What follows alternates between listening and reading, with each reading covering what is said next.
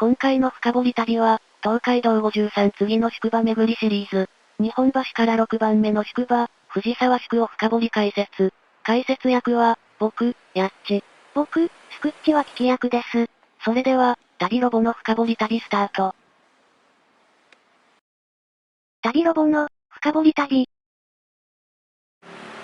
ここは、金中バスの藤沢橋バス停。日本橋から6番目の宿場、藤沢宿巡りはここからスタート。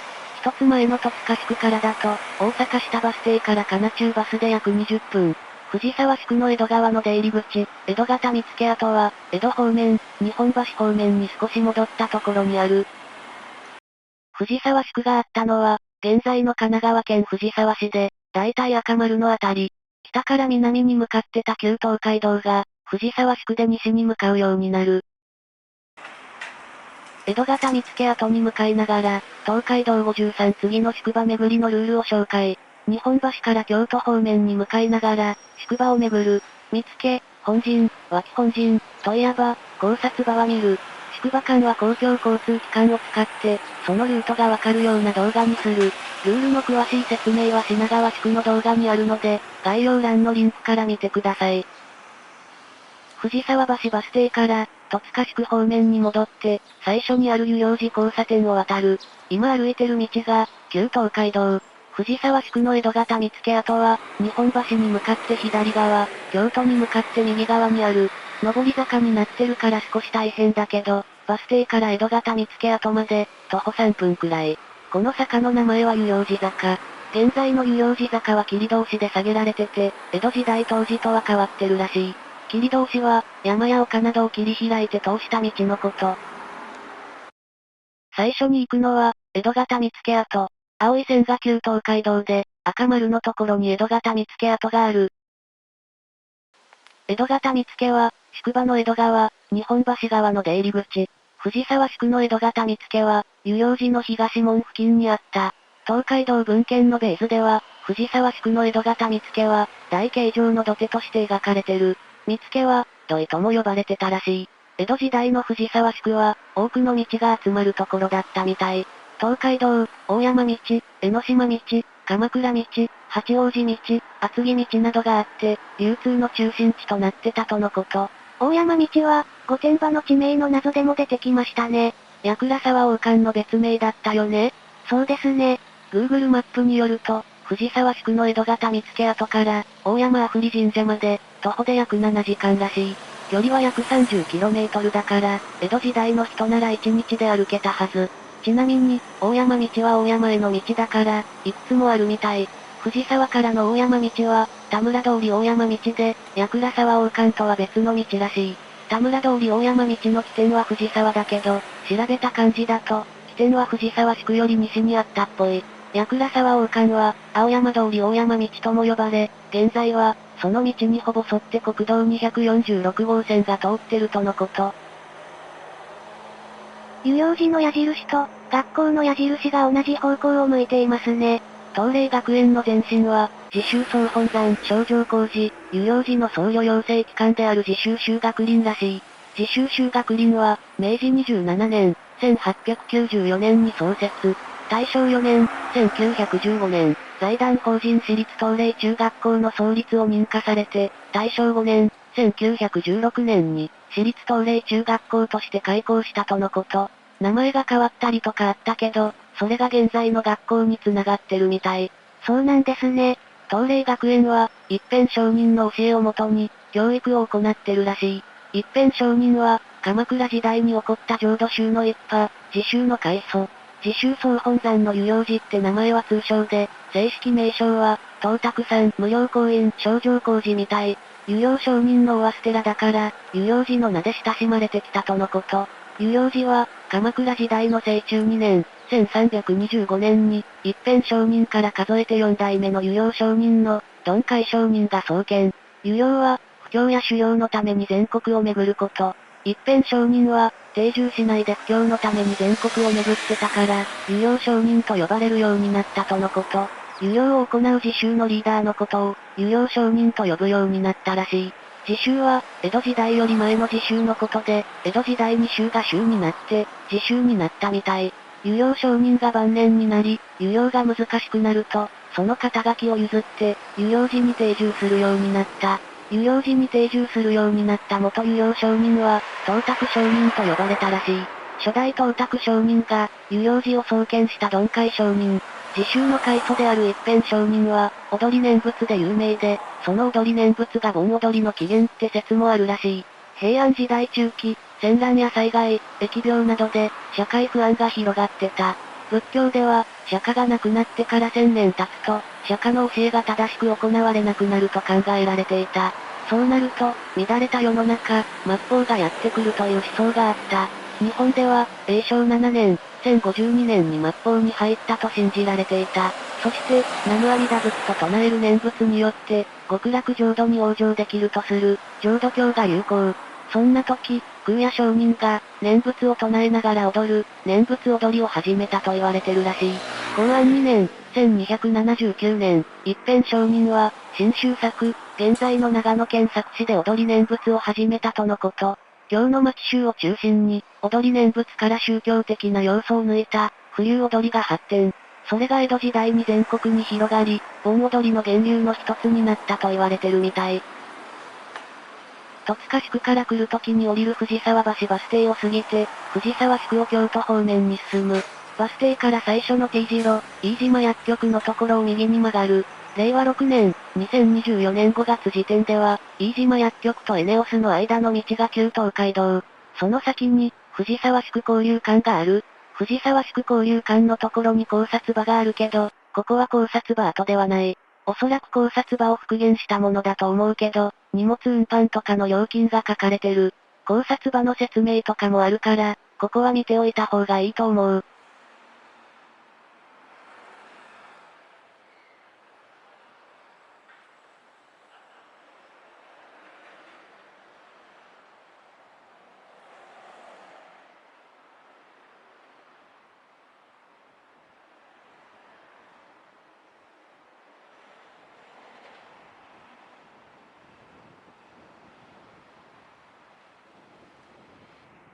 考察の例の現代語訳もあるのがありがたい。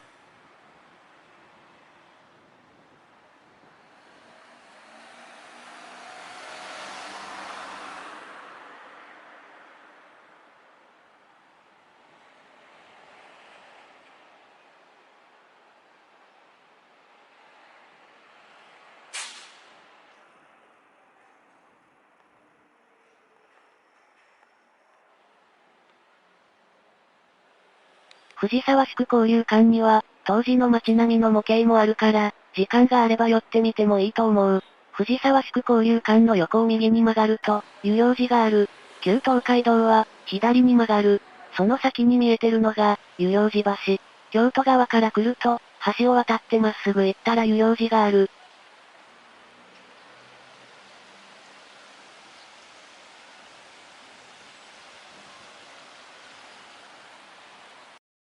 次は、考察場跡。考察場は、湯量橋の京都側にあった。湯量寺橋は、昔は大切橋と呼ばれてたらしい。湯量寺橋がかかってるのは境川。境川は、上流域では武蔵の国と相模の国の境で、下流域では相模の国内の、鎌倉郡と高座郡の境になってたみたい。この境川は、河口の方では片瀬川とも呼ばれてたらしい。河口は小田急江ノ島線の片瀬江ノ島駅近くで、江ノ島のところにある。湯量寺橋を渡って、左に曲がると考察場とかの解説がある。考察場は、掟やハットを掲げてたところ、藤沢宿交流館のところにあったように、荷物の運搬とかの料金も掲げられてた。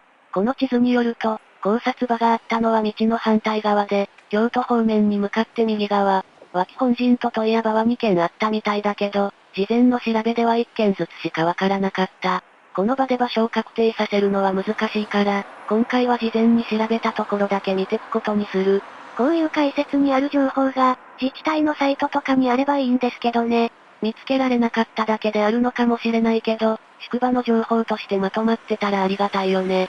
旧東海道を歩くための本とかもあったりするけど、抜けてる情報もあるから、自分で調べるしかないのが残念。この東海道53次の宿場巡りシリーズが終わったら、宿場の主要なところを網羅した情報になりますね。動画だから、必要な情報にたどり着くのが大変だけどね。動画の欠点ですね。旧東海道は、湯陽橋を渡って右へ、考察場とかの解説とは逆の方向。さっきの地図をよく見てなかったから、本当の考察場後を素通りしてしまった。藤沢宿は、こんな感じで昔の写真とかがある。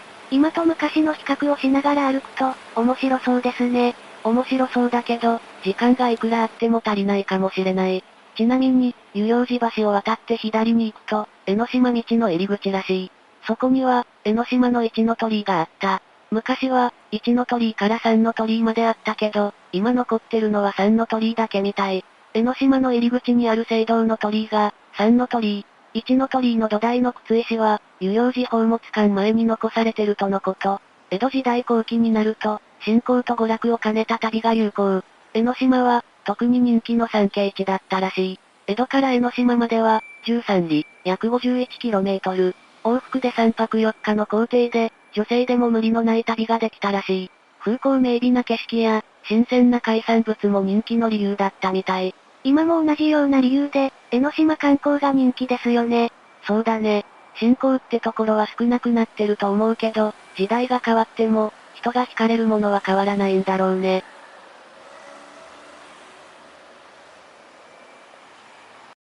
次は、旧畿京屋。古い建物が残ってる。旧畿京屋は、江戸時代から、茶屋、紙の問屋を営んでた旧家。旧畿京屋の店蔵、母屋、文庫蔵の3棟が、平成25年、2013年に国の登録有形文化財に登録された。店蔵と母屋は明治44年、1911年に建てられたみたい。文庫蔵は、江戸時代末期に建てられたとのこと。これが店蔵。令和6年、2024年7月1日から令和7年、2025年3月31日までの第2、第4土曜日に、桔梗屋マルシェが実施されてる。桔梗屋マルシェは、店蔵1階を使った、市内農家による藤沢産農産物等の販売らしい。時間は午前11時から午後2時。旧桔梗屋の店蔵に入れる貴重な機会だから、時間を作って行ってみようと思ってる。令和6年、2024年4月17日と5月12日に、店蔵1階と庭園の見学会もやってたみたい。店蔵の並びにあるこの蔵が、文庫蔵らしい。改修とかされてる雰囲気だけど、江戸時代末期からある建物。店蔵の方が目立ちますが、文庫蔵の方が古さという点では価値があるんですよね。そういうことになると思うけど、店蔵の方が貴重な感じの情報があるんだよね。店蔵は、外観も内部も建築当時の姿をよく残してるらしい。関東大震災前の蔵の町としての様相を伝える貴重な建物で、南関東に残る唯一の店蔵みたい。それは貴重な建物ですね。桔梗屋マルシェに行く計画を立てましょう。夏の暑さが終わって、冬の寒さが来る前の秋くらいに行くのがいいかもね。できれば見学会の方に行きたいから、また開催してくれると嬉しい。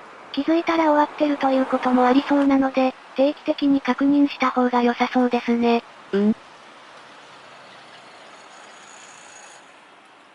藤沢宿の復元図があった。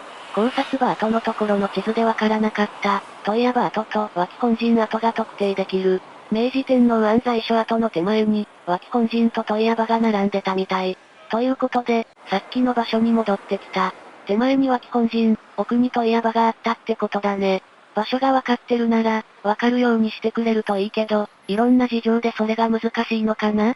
古い感じの門があるけど、これは脇本陣か問屋場と関係があるんだろうか？一番の問題は、考察場跡のところの地図と、さっきの復元図で脇本陣と問屋場の場所が違ってること。さっきの復元図だと、脇本陣跡と問屋場跡は、京都方面に向かって左側になってる。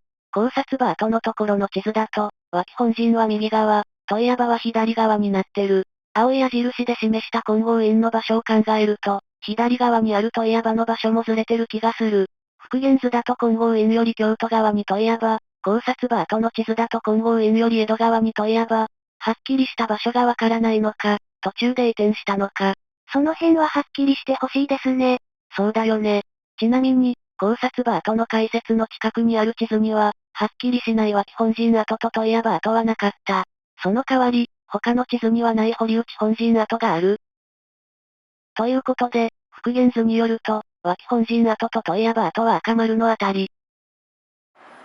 結局わからないままだけど、復元図のところから藤沢宿巡りを再開したけど、旧東海道から離れたところに向かう。目印は、内田商店本店。内田商店本店の手前を右に曲がる。そこからしばらく直進。南消防署本庁出張所、第9軍団の仮設庁舎がある。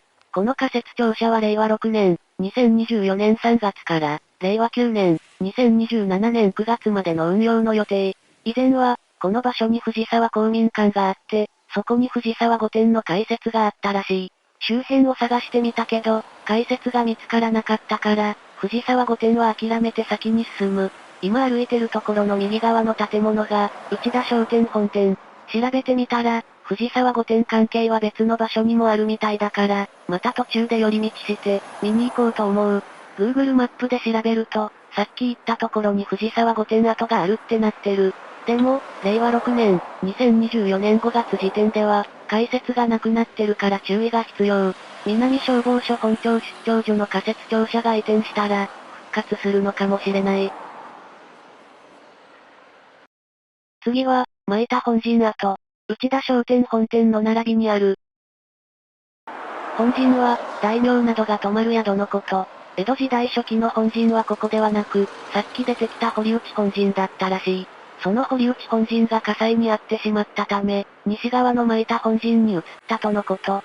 旧東海道の反対側から、前田本陣跡を見るとこんな感じ。大久保町の堀内家が本陣を務めてたから、堀内本陣。前田本陣は坂戸町にあって、前田家が務めてた。そして、脇本陣はおそらくこの辺り。はっきりとした場所はわからないけど、さっきの復元図によると、前田本陣の蓮向かいあたり。脇本陣の脇は、予備という意味。本陣が使えない時に、脇本陣を使ってたらしい。脇本陣は、庶民も泊まることができたみたい。前田本陣跡がここ。その京都側の蓮向かいだから、多分この辺が脇本陣跡。天保14年、1843年の東海道宿村対外帳には、藤沢宿は本陣が1軒、脇本陣が1軒と記されてるらしい。昭和3年、1803年の記録では、脇本陣は2軒になってるとのこと。記録が正しければ、2軒あった脇本陣が、1軒に減ったってことだね。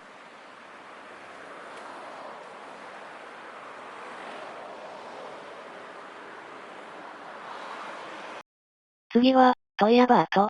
ここの問屋場跡には、解説がある。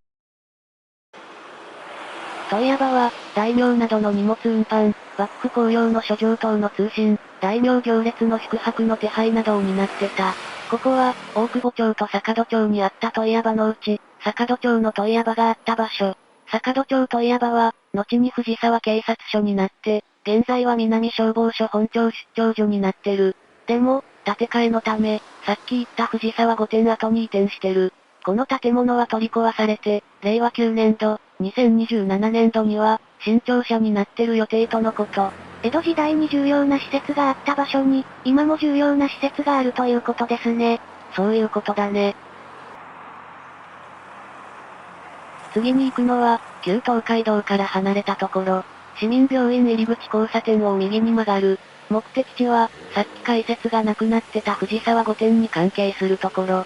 道なりに行くと、藤沢市民病院があるけど、目的の場所は、その少し手前のところ。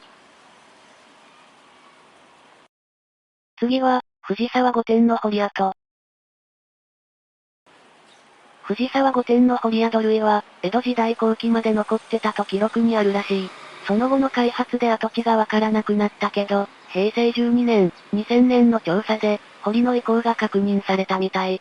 この辺が藤沢御殿の西の端とのこと。江戸時代初期、藤沢宿には本陣がなかった。将軍は自らの宿泊のために、藤沢御殿を作ったらしい。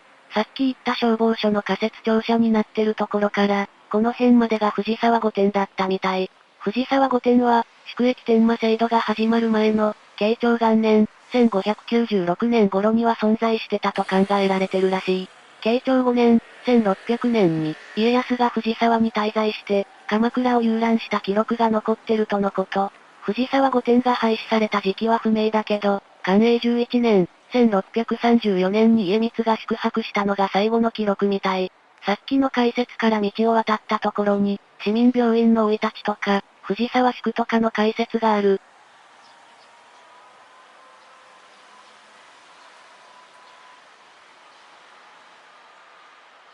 このバス停の東側にはってあるけど、バス停は移転してる。平成30年、2018年6月25日に、この場所から藤沢市民病院の構内に移転したみたい。ちなみに、東は今向いてる方向。明暦3年、1657年の明暦の大火で焼失した江戸城の再築のために、藤沢御殿が取り払われて建材として使われたらしい。天那2年、1682年には、跡地が高地となったとのこと。藤沢御殿があった藤沢一丁目周辺には、御殿部公園や、御殿橋などの、御殿関係の名前が残ってる。藤沢御殿は、御殿場の地名の謎の動画にも関係するところということですよね。そういうことになるね。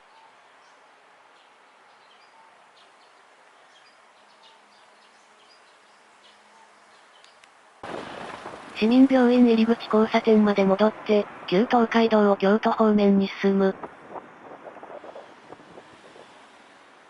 古い蔵のような建物を発見。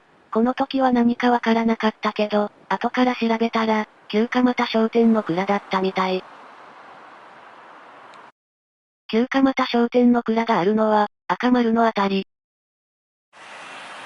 旧蒲田商店の蔵が建てられたのは、明治30年、1897年。江戸時代のものではないけど、貴重な建物らしい。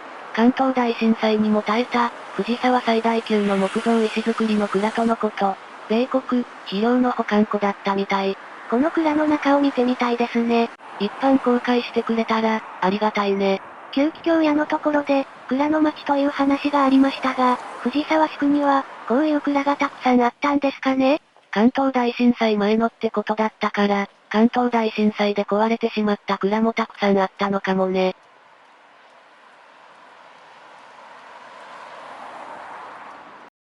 次は、義経首洗井戸。宿場とは関係ないけど、気になったから行ってみた。旧東海道を歩いてると、源義経首洗井戸の碑があった。平泉で撃たれた義経の首は、片瀬の浜に捨てられたらしい。境川を遡って白旗神社付近に、義経の首が漂着。それを里人が拾い上げて、井戸で洗い清めたということみたい。その井戸が、この奥にある。行っていいのか不安になる雰囲気の道を行く。義経は、兄の頼朝に鎌倉を追われ、奥州平泉に逃げた。文治5年、1189年、藤原の康平は、暴父秀衡がかくまっていた義経を攻め、衣川で義経を自陣させた。義経の首は、平泉から鎌倉に送られた。討ち取った首が誰のものか確認する首実験後、義経の首は片瀬の浜に捨てられた。その首を洗い清めた井戸が、この奥にある。義経の首が境川を遡ったという説以外に、別の説も存在してる。その説は、夜間に鎌倉方面から、首が目を見開いて亀の背に乗り、飛んできたというもの。弁慶の首も一緒にたどり着いたって伝承もあるらしい。義経は、ここから北に200メートルくらい行ったところにある、白旗神社に御祭神として祀られてる。白旗神社は鎌倉時代より前からあるみたいだから、誰かが運んで弔ったってことなのかもしれない。義経の首を洗ったとされるのが、そこにある井戸。旧東海道に戻って、先に進む。義経はすぐに白旗神社に祀られたのかと思ったけど、祀られたのは宝治3年、1249年とのこと。義経が自陣したのは文治5年、1189年。白旗神社のサイトには、白旗が源氏の旗だったから、白旗神社として祀るように、頼朝が指示したって書いてある。頼朝が亡くなったのは、建90年、1199年。頼朝の死後に義経を祀ったってことになる。しかも、社号が白旗神社になったのは、宝暦2年、1752年。それまでは寒川神社だったとのこと。寒川神社の神様である、寒川彦命を祀ってたから、寒川神社と呼ばれたらしい。寒川彦命は、太古の時代に、関東地方を開拓した神様。でも、古事記、日本書紀には登場しないみたい。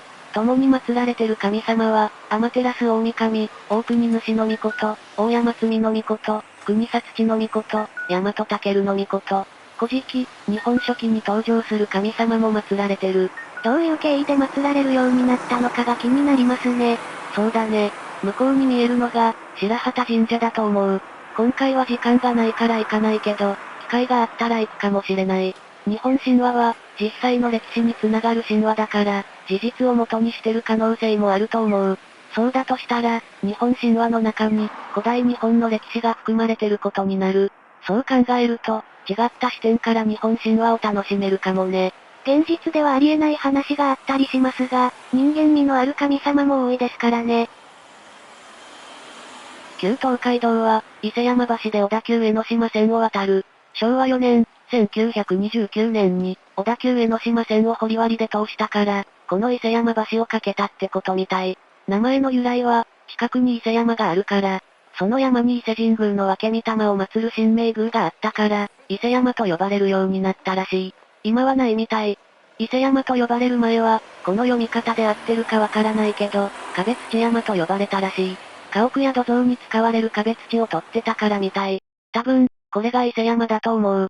こんなに近くにあるなら、橋の名前になるのも納得ですね。今やってる工事は、藤沢本町駅のすぐ横にある踏切をなくして、自由通路を作るための工事みたい。今は改札が東側、伊勢山橋の江戸川にしかないけど、西口改札もできる予定とのこと。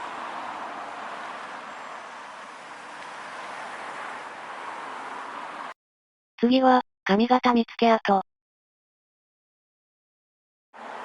藤沢宿の京都側の出入り口、上方見附は、伊勢山橋を渡って、少し行ったところにあった。解説には京見附って書いてある。はっきりとした場所は分かってないけど、この辺にあったと伝わってるらしい。この近くに見附って屋号の家があるみたいだけど、どこにあるのかは分からなかった。この解説から少し京都側に行くと、棒が立ってる。この棒には、藤沢宿、京見附って書いてある。藤沢宿の上方見附は、石垣の土台にえのきが植えられてたらしい。この辺で藤沢宿は終わり。次の宿場、平塚宿には、さっき通り過ぎた藤沢本町駅から電車に乗ると楽。藤沢本町駅から一駅の藤沢駅で乗り換えるから、電車代の節約で、藤沢駅まで歩いてもいいかもしれない。藤沢宿の上方見附跡から藤沢駅までは、徒歩で25分くらい。藤沢宿で歩いて、平塚宿でも歩くから、藤沢本町駅から電車に乗った方がいいかなと思う。小田急江ノ島線の藤沢本町駅からだと、藤沢駅で JR に乗り換えて、平塚駅で下車。平塚駅から徒歩10分くらいのところに、平塚宿の江戸方見附跡がある。駅のすぐ横にある踏切が、廃止予定の踏切。電車の本数が多い時間帯は、この踏切でかなり待たされそうですね。自由通路ができると、かなり便利になりそうだよね。というわけで、東海道53次の宿場巡りシリーズ、藤沢宿はこれで終わり。次の平塚宿の動画も見てくれると嬉しいです。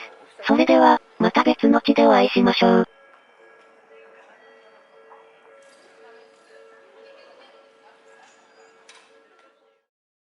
ご視聴ありがとうございました。チャンネル登録、高評価で、僕たちの旅を応援してくれると嬉しいです。